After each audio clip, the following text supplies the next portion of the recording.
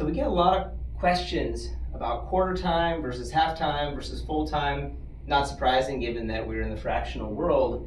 But I find that people have widely varying expectations of what's possible with different amounts of time, put in by whether it's a developer, designer, product manager.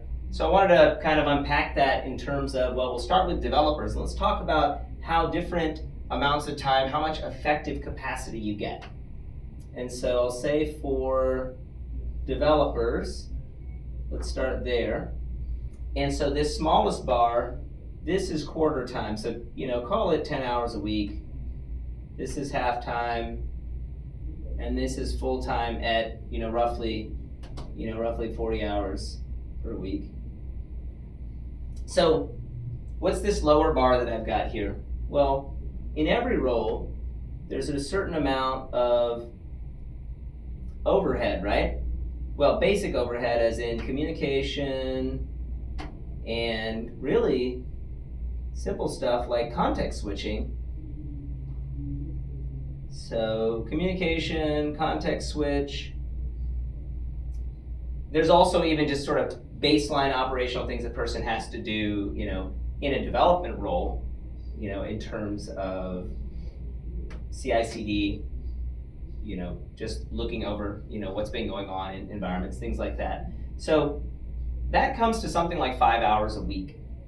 But if you're quarter time and you've only got 10 hours a week, well, then that only leaves you about 5 hours of time, about half of your time, to move the ball forward productively on new tasks and new work. So really what you're getting is an eighth devoted to what we might call new work of any kind. You move up to half time and you've got that same overhead, but now you've got more capacity.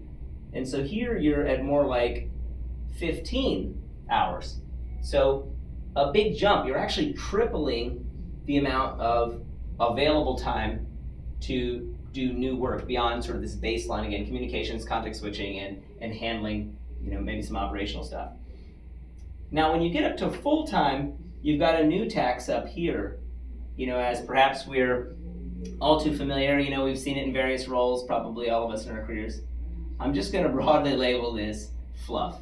Now, that's maybe a bit pejorative, but the truth is that this is just owing to the fact that virtually no human in a span of 40 hours can be focused all the time. There's sort of the office sort of gossip or, conversations. Some of that team building, by the way, does have long-term benefit. But, in terms of a day-to-day productivity, we might label that, that's just sort of that extra time that's there.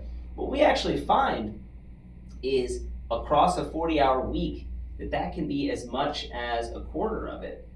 And so what you end up with in a full-time, typical 40-hour full-time capacity is about 25 hours here versus 15 hours here versus 5 down at the lower end. So what that means is we actually find in terms of what we're paying for, and this is why we like the half-time aspect of the fractional model so much, is that there's sort of a sweet spot in here where you're getting the most bang for your buck. Down on the low end, overhead is overwhelming productivity a little bit at times. In the middle, sweet spot. Up here, you're seeing that you're not getting, even though you're paying for double, you're not getting double. You're getting, 60% more actual effective productivity. And so that's why for developers, we find that half-time works really well.